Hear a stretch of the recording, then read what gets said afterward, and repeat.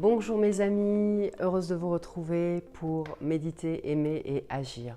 Aujourd'hui, une vidéo que je pourrais appeler Toc Toc le monde et si méditer était une urgence. Quelques mots MOTS pour dire les mots MAUX de nos sociétés occidentales, bien souvent issus de notre mental. Alors, mes amis, reconnaître ce qui est, ce que nous avons traversé ou ce que nous traversons peut-être en ce moment est le point d'origine de ce chemin que nous avons ou que nous allons engager en pleine conscience pour un mieux-être personnel et sociétal. Alors, faites-vous partie de ceux qui connaissent ou peut-être ont connu la rumination. Vous savez, tout commence souvent par ruminer tous ces soucis.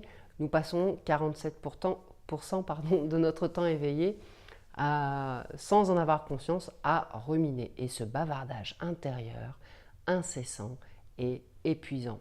Il nous prend de l'énergie, il nous disperse et nous empêche de poser des actes en clarté. Il nous fige. Bref, c'est un anti-bonheur par excellence. Et puis, souvent, cette rumination provoque du stress. Et ce stress est beaucoup plus présent que nous croyons dans notre quotidien. Il est surtout présent au travail et il est la deuxième cause des problèmes de santé en France. Et puis si nous allons plus loin, il y a aussi le burn-out qui est aussi un de nos grands mots MAUX. La consommation d'anxiolytiques concerne aussi un Français sur trois. Un Français sur trois prend des antidépresseurs, des anxiolytiques ou des neuroleptiques au moins une fois dans sa vie. Alors, on ne va pas se juger, c'est juste un constat de départ. Et nous ne parlons pas ici de la consommation de drogue comme le cannabis ou l'alcool. Bon, drogue c'est un peu fort, mais nous en consommons beaucoup.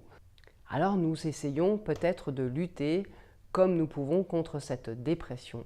350 millions de personnes dans le monde connaissent la dépression ou le burn-out. Il existe un autre mot dont nous sommes atteints qui est l'insomnie. C'est aussi un mal que connaissent 30 à 40% des personnes de manière régulière. Alors si ce n'est pas votre cas, estimez-vous heureux parce que le manque de sommeil a des conséquences terribles dans de nombreux domaines dans notre vie au quotidien.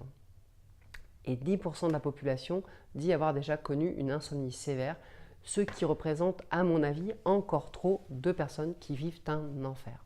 Alors si c'est votre cas, je compatis. Les actifs dorment en moyenne 6h50 par nuit, or il faudrait 1 heure de plus pour récupérer complètement et se lever naturellement sans se sentir tiré du lit. Il y a un autre mal que nous connaissons, c'est la migraine. C'est un autre signe révélant du mal-être dans notre société. Et la moitié des Français connaissent au moins au minimum une fois par an des maux de tête. Autre chose que nous faisons, c'est le multitasking qui reflète notre incapacité à rester à goûter le calme. Il reflète aussi notre manque d'habileté à nous regarder, à nous entendre, à nous observer, à écouter notre propre besoin, à nous ressourcer. Le multitasking nous coupe de nous-mêmes, de la relation à l'autre. Bref, regarder la télé en envoyant des SMS, en lisant ses mails ou en naviguant sur Internet concerne à peu près, tenez-vous bien, 80% des Français. C'est énorme. Et une grande majorité des enfants, 40% pratiquent déjà le multitasking alors qu'on sait que c'est nocif. Vous avez peut-être aussi des soucis au quotidien. Alors, qui d'entre nous ne se fait pas du souci au moins une fois dans sa journée? Et à peu près 40% des personnes disent se faire du souci tous les jours et parfois pour des choses banales. Et le plus étrange, c'est que ces soucis n'ont à 85% aucune conséquence négative dans la vie de ces personnes. Alors, pourquoi le mental s'en fait tant? Alors, si vous êtes de ceux qui ont été confrontés à l'une de ces situations, vous pouvez d'autant plus comprendre ou savoir que la méditation est un remède extraordinaire pour contrecarrer tous ces maux. Voilà pourquoi cette pratique prend son envol et que le nombre de méditants est chaque jour grandissant dans le monde. Beaucoup d'entre nous avons conscience que tous ces maux ont une profonde répercussion sur notre savoir-vivre ensemble et aussi sur notre manière d'être à la vie, d'éduquer nos enfants, de consommer, de s'inscrire dans des débats de société, d'être productif. Alors, la méditation est pour moi une belle et douce révolution. Celle-ci permet à chacun d'aller vers lui-même, vers du meilleur, en prenant soin d'avoir conscience à quoi nous contribuons, pourquoi nous contribuons, en s'assurant que cela nourrit notre croissance d'être, dans le respect du vivant, à l'intérieur de moi, à l'extérieur. alors nous évitons d'alimenter tous ces maux qui nous polluent la vie, qui nous polluent la tête surtout. Parce que nos performances peuvent donner des résultats qui font sens pour soi et notre humanité, du sens aussi en préservant la terre qui nous accueille. C'est une question de conscience et de choix, mes amis. Ce n'est pas toujours facile de choisir, ni de pouvoir appliquer, mais il en va de notre santé psychique et physique. Il en va de la préservation de notre environnement.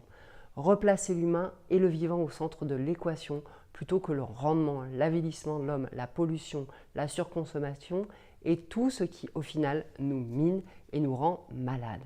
Alors oui, méditer pour moi est une urgence. La conscience, la sérénité sont alors certainement des qualités qu'il est urgent de développer. Et d'ailleurs, si vous ne l'avez pas remarqué, c'est déjà ce qu'il se passe. Un énorme changement de paradigme. Alors, je vous invite à nous rejoindre au sein de l'Académie Méditer, Aimer et Agir.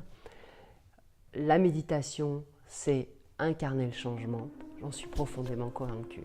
D'ici la prochaine vidéo, je vous souhaite tout le meilleur. Je vous dis à bientôt. Bye bye.